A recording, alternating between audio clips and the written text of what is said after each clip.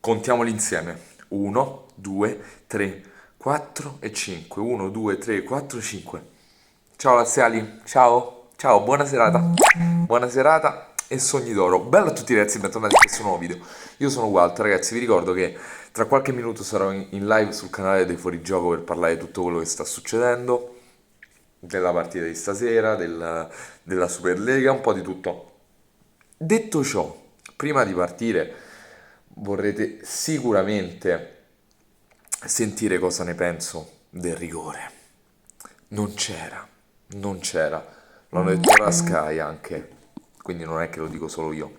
Metti il piede a 1,80 m d'altezza, prendi prima il pallone e poi il giocatore. Calcio di rigore, calcio di rigore. Secondo voi non c'è il rigore? Perfetto. Non c'è neanche allora il fallo su Immobile per il gol del 4-2 della Lazio, perché Di Lorenzo prende il pallone lì, dopo prende il giocatore, ma prima prende il pallone. Quindi se il discorso fosse questo, non c'era il fallo per la Lazio che poi ha portato al 4-2. Detto ciò, anche togliendo quello, oggi alla Lazio gli abbiamo fatto una capa tanta, Guaiù non ci hanno capito niente, dall'inizio alla fine. Dall'inizio alla fine li abbiamo presi a pallonate, non ci hanno capito niente. Una squadra superiore in tutto e per tutto. Meret sembra un ritardato.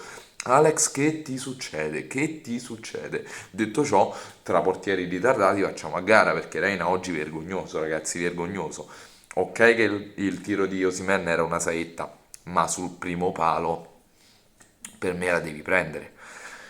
Insigne si inventa il gol della vita, Zielinski è clamoroso, Bakayoko per quanto me lo insultiate tutti io lo amo, anche se è un amo viola e ha giocato male nell'ultimo periodo io continuo a amarlo, è un giocatore che mi piace veramente veramente tanto, dà sostanza lì in mezzo, so che nessuno la pensa come me, però io è quello che penso di Bakayoko. Bella partita anche di Di Lorenzo, bellissima partita di Di Lorenzo, Rachmani è entrato bene, Manolas non ci sarà la prossima perché è squalificato contro il Torino, ragazzi contro il Torino fate i seri, vi prego fate i seri col Torino, ve lo chiedo per favore. De Laurentiis ha appena twittato un grande spettacolo, continuiamo così. Ragazzi, una capa tanta, una capa tanta. Mertens che si mette a piangere potrebbe voler dire ciò che ci potrebbe essere un addio a fine stagione. Io spero sinceramente di no, perché abbiamo visto il Napoli con e senza Mertens quanto cambia.